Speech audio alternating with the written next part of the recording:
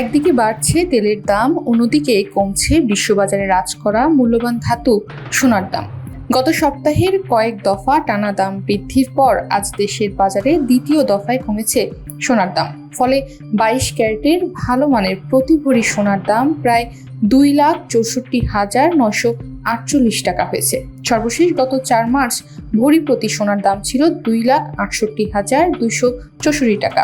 বিশ্ববাজারে টানা সোনার দর পতনে আজ সকালে দেশে সোনার দাম আবার 3,316 টাকা কমিয়েছে Bangladesh jewellers association BAJUS.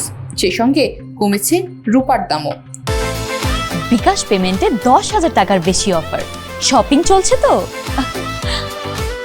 9 March সোমবার সকাল 10টা থেকে দেশে 22 ক্যারেটে প্রতি ভরি সোনা বিক্রি হচ্ছে 2,64,948 টাকায়।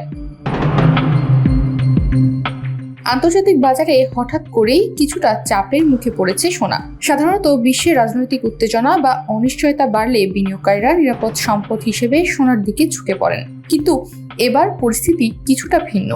মধ্যপ্রাচ্যে যুক্তরাষ্ট্র, ইসরায়েল ও ইরানকে ঘিরে উত্তেজনা বাড়লেও সোনার দাম উল্টো কমে গেছে। সোমবার আন্তর্জাতিক বাজারে স্পট গোল্ডের দাম প্রায় 1.5% কমে প্রতি আউন্স $5,091 নেমে আসে। বাজার বিশ্লেষকদের মতে এর পেছনে সবচেয়ে বড় কারণ হলো শক্তিশালী মার্কিন ডলার। ডলার যখন শক্তিশালী হয় তখন অন্য দেশের মুদ্রা ব্যবহারকারীদের জন্য সোনা কেনা বেশি ব্যয়বহুল হয়ে পড়ে, ফলে সোনার চাহিদা কিছুটা কমে যায়। এর সঙ্গে যোগ হয়েছে তেলের দামের বড় উত্থান। মধ্যপ্রাচ্যের উত্তেজনার কারণে অপরিশোধিত তেলের দাম 20% বেশি বেড়ে ব্যারেল প্রতি $110 ওপরে উঠেছে। বিশ্লেষকদের মতে যুক্তরাষ্ট্রের ডলার 3 মাসের মধ্যে সর্বোচ্চ অবস্থানে পৌঁছেছে, ফলে অন্যান্য দেশের বিনিয়োগকারীদের জন্য সোনা কেনা তুলনামূলক বেশি ব্যয়বহুল হয়ে পড়েছে। অন্যদিকে ইরান ইসরায়েল সংঘাত এবং যুক্তরাষ্ট্রের সম্পৃক্ততার কারণে মধ্যপ্রাচ্যে উত্তেজনা বাড়ছে। এই পরিস্থিতিতে তেলের সরবরাহ নিয়ে উদ্বেগ তৈরি হওয়ায় অপরিশোধিত তেলের দাম বেড়েছে। তেলের দাম বাড়লে বিশ্ববাজারে মূল্যস্ফীতির ঝুঁকিও বাড়ে। তাই অনেক বিনিয়োগকারী মনে করছেন যুক্তরাষ্ট্রের কেন্দ্রীয় ব্যাংক ফেডারেল রিজার্ভ দ্রুত সুদের হার কমাবে না। সুদের হার বেশি থাকলে সোনার মতো সুদহীন সম্পদে বিনিয়োগ তুলনামূলক কমে যায়। নতুন মূল্য অনুযায়ী 9 মার্চ সোমবার সকাল থেকে দেশের বাজারে 22 ক্যারেটের প্রতি ভরি সোনার দাম 3,266 টাকা কমে নির্ধারণ করা হয়েছে 2,64,948 টাকা। 21 ক্যারেটের 1 ভরি সোনা 3,149 টাকা কমে 2,52,876 টাকা নির্ধারণ করা হয়েছে। এছাড়া 18 ক্যারেটের প্রতি ভরি সোনা 2,683 টাকা কমে 2,16,775 টাকা, আর সনাতন পদ্ধতির প্রতি ভরি সোনার দাম 2,216 টাকা কমিয়ে নির্ধারণ করা হয়েছে 1,76,943 টাকা। গত কয়েক বছর ধরে বলতে গেলে ধারাবাহিকভাবেই বেড়েছে সোনার দাম। তবে 2026 সালের শুরুতে দেশে 22 ক্যারেটের প্রতি ভরি সোনার দাম ছিল 2,64,182 টাকা।